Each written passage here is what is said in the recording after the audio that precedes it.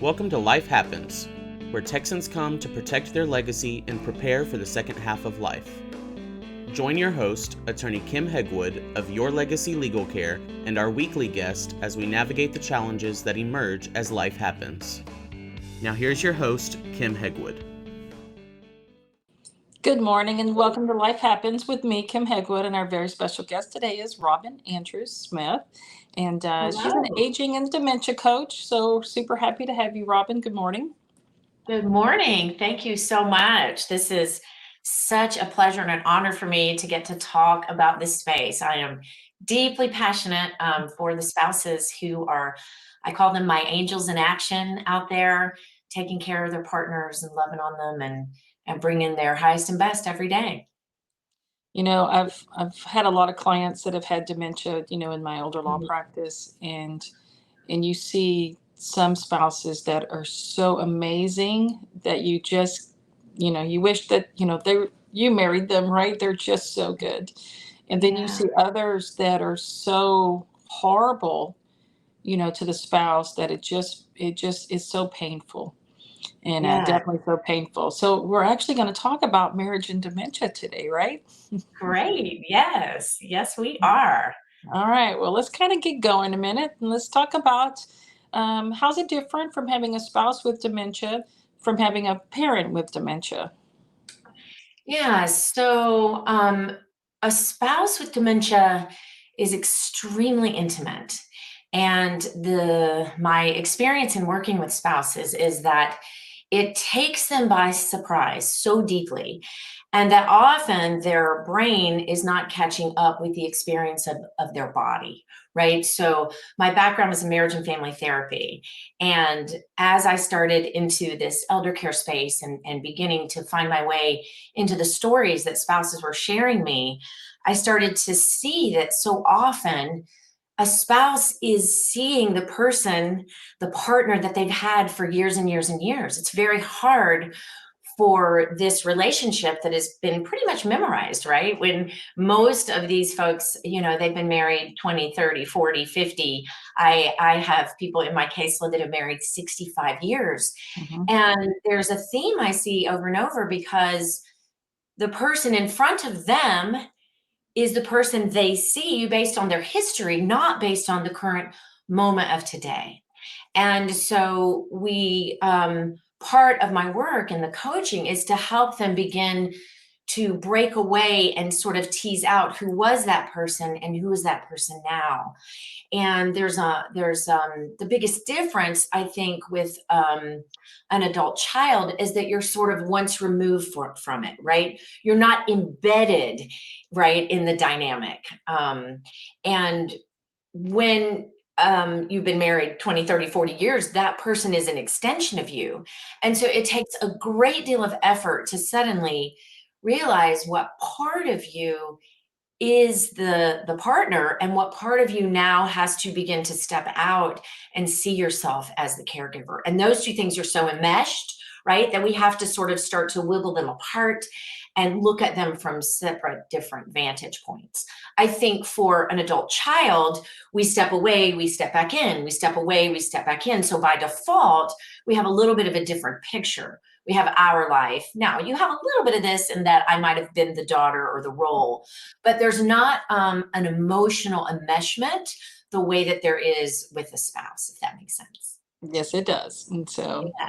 you Yeah. know, so are you saying that it's common for a spouse to hide or cover up their partner's dementia challenges? I love that you asked that question because, as you said, there's such a wide range of why we do what we do. So I do think that it's common for people to cover up or hide it. I think sometimes there's the classic denial, right? Like, I really can't see it, as I was describing before. I see the person that used to be there. And so I'm angry at them, or my emotion is getting in my way of seeing the disease. And so it's harder to kind of see the disease. And so I keep sort of blaming the situation on them as opposed to the disease. The other thing I see, if you have a spouse who is quite empathic for what's happening, their heart is breaking, their grief is exploding. When you have that kind of situation, I think there is a protector that comes out in us, right? And so we want to kind of fill in that gap, and we don't really trust the rest of the world, right? We don't trust the rest of the world to treat them unkindly, or, there are quite a few stigmas, if you haven't noticed, in the world around mental health, but in particular dementia, because of the way it exacerbates our fear, right? And it is very, very common for couples to start to not fit in the same way, or people aren't calling the same. There is not a conversation. It's like the white elephant in the room, like, someone's repeating themselves, or they're doing, different social behaviors that really are kind of making everyone uncomfortable or embarrassed. And so, we try to make excuses for that or explain it away because we really don't trust. And really, this is about how do we, in our coaching, help people begin to be more vulnerable, begin to take a friend aside and have those hard conversations. And I think that is where picking and choosing in our current culture who we open up to is quite wise. And so we have a lot of conversations about those kinds of things. I also see sometimes in my practice where, as someone starts to decline, the other spouse kind of just picks up. They just kind of start, and it's so gradual that they don't notice it a lot of times. They don't notice it right away. How much And they're doing, you mean? How all of a sudden, right? yeah, Yes, exactly. And now they're just starting to get angry at their children and angry at their boss and angry at their neighbors because it's building up inside. And we use a beautiful progression model. There are a lot of progressions about dementia, but there are very few progressions about the way a relationship changes. So most of us in our marriage, we live with some sort of agreement, right? So we call that stage your life partnership. But then in time, as you're describing, as someone begins to have a cognitive impairment that may or may not turn into a full-blown neurodegenerative illness, little by little, we start stepping in, taking over, but maybe not even realizing that that's happening. And before we know it, right, that we are really becoming a care partner, and then you're starting to have the confusion that will go on between us, where we can't find that sweet spot, where maybe we're stepping in too much, and then it's like, well, what are you doing? I'm in charge of that. But every time the spouse is in charge of that, there's a mistake or there's an error, right? So we get a little bit lost there, and then before we know it, there's arguments, right? Or there's tension, or there's power struggles. And usually about that time, a spouse will find themselves really as a caregiver. Like suddenly now they're actually, laying out someone's clothes, or they find themselves cooking all of the meals. And this is the place where other friends and family will start to notice everyone's not okay, right? And that is when the village and the community and the support systems really need to begin to widen. so why is it important for that spouse to accept help? Yes. Yeah. It's important for that spouse to accept help because one person cannot do it all.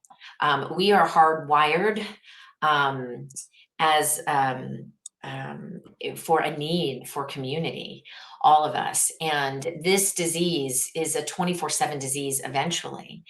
And it's a fascinating statistic that 65% of spouses will eventually, spousal caregivers, excuse me, will eventually, they will either have their own um, medical crisis, or they will actually pass away before their partner.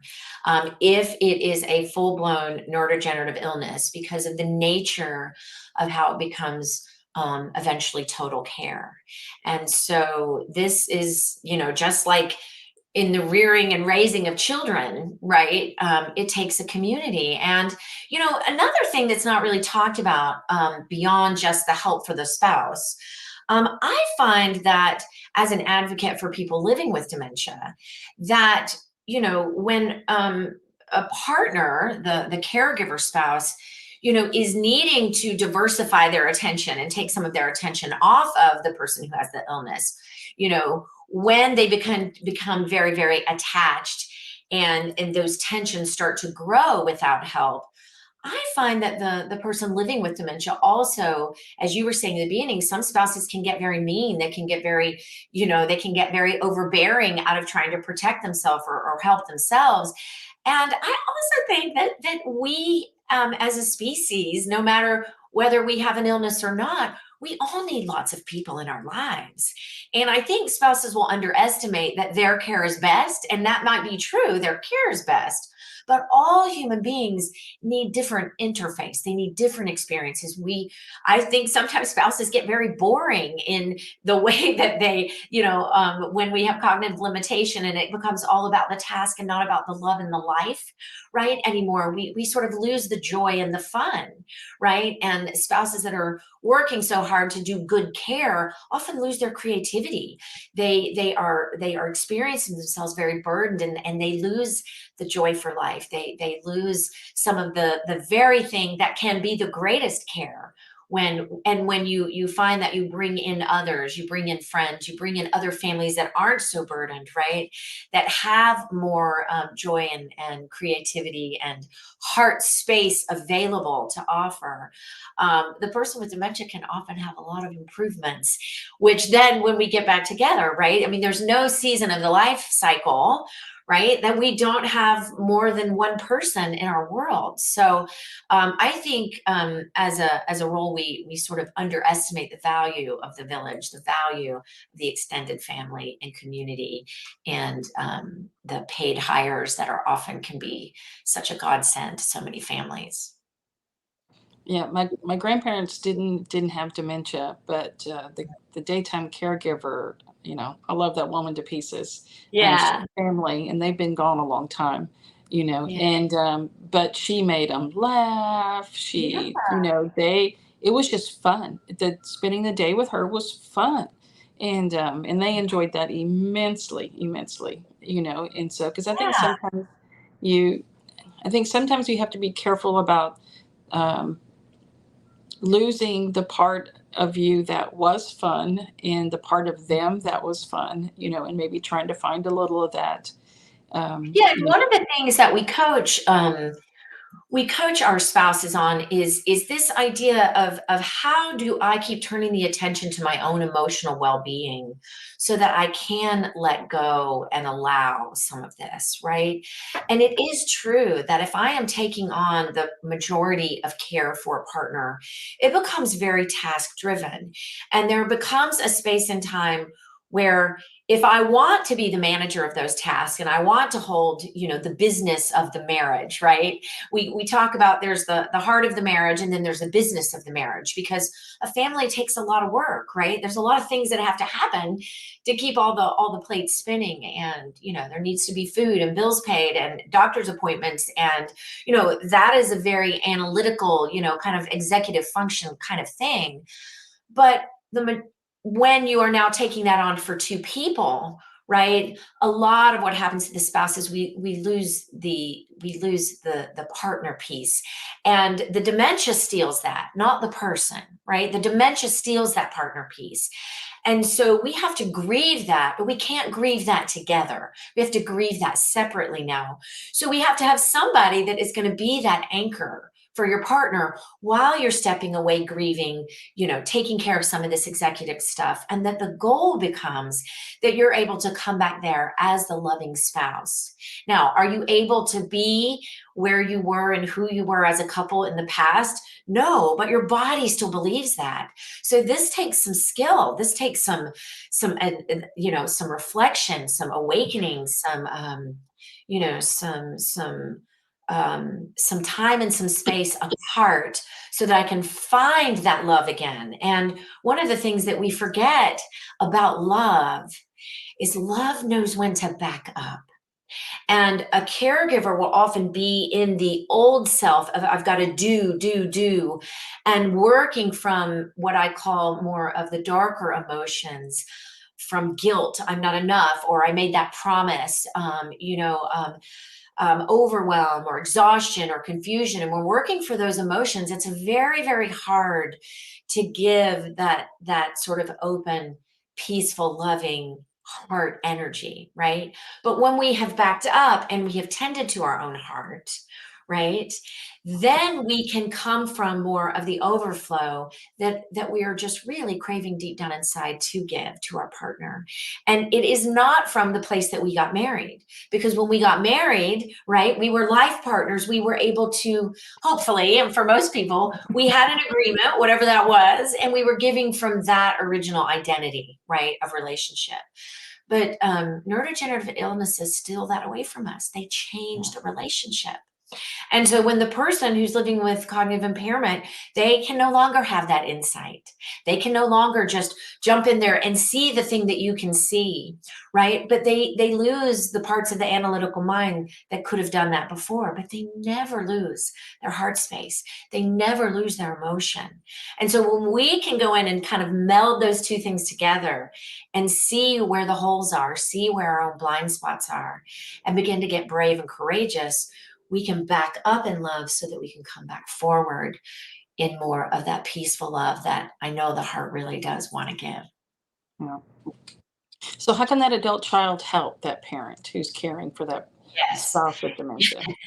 So, one of the main ways that adult children can help their parents caring for a spouse with dementia is just to show up. A lot less talking.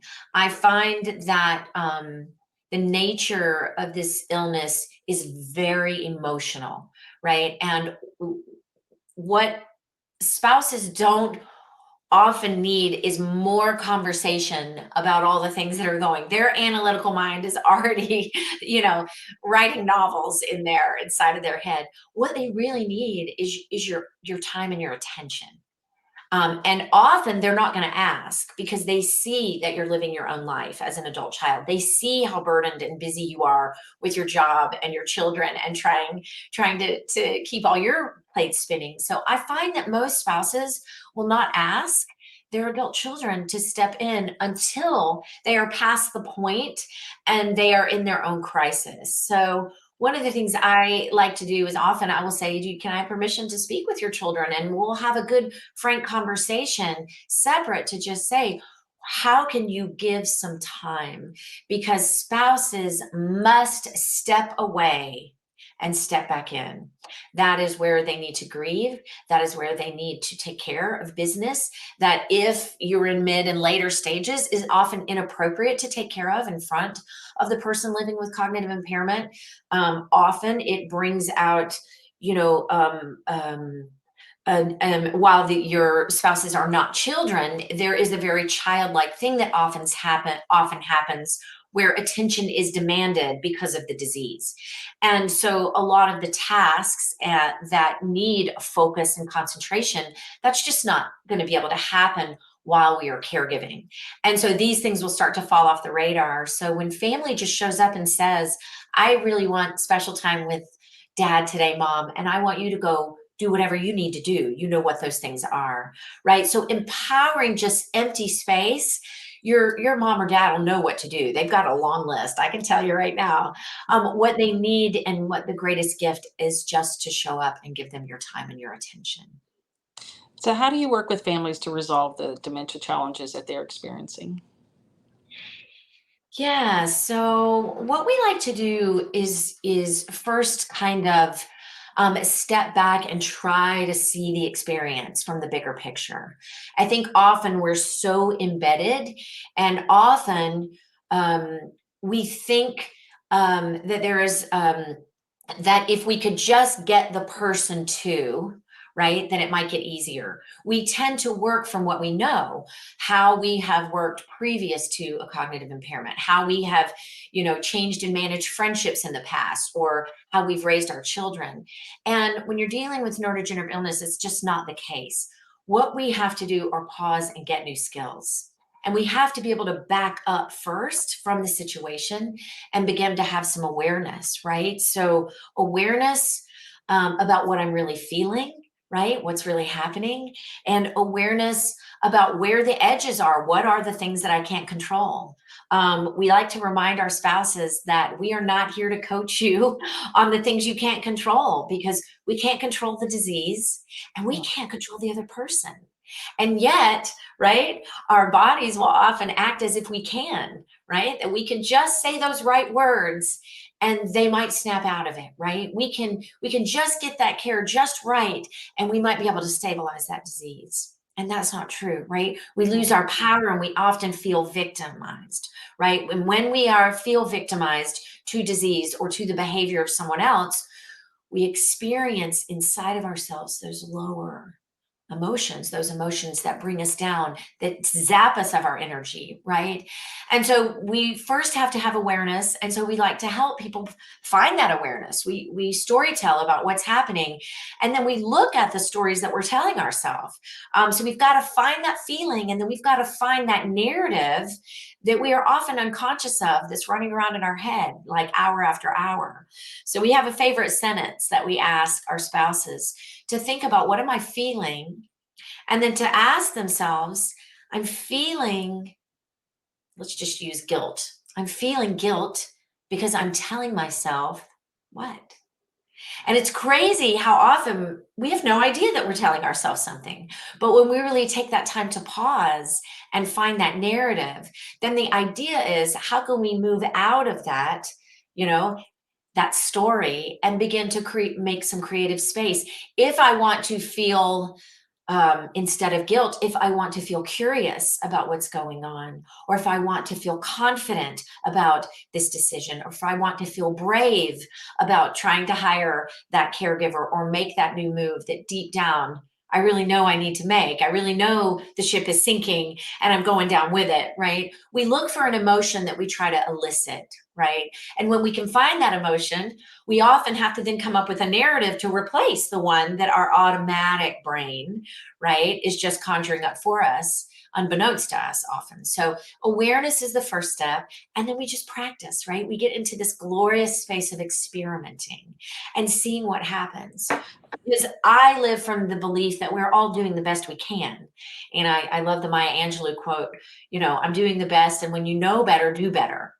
Right. So sometimes when the ship starts sinking and we have this awareness, and most people will begin to, their feelings will be their white flag. When you cannot move yourself out of anxiety, move yourself out of anger, move yourself out of, discord, if you will, then something's got to give, because the disease is not going to change. We all know it's going to just get worse. So we are the ones that can make the change.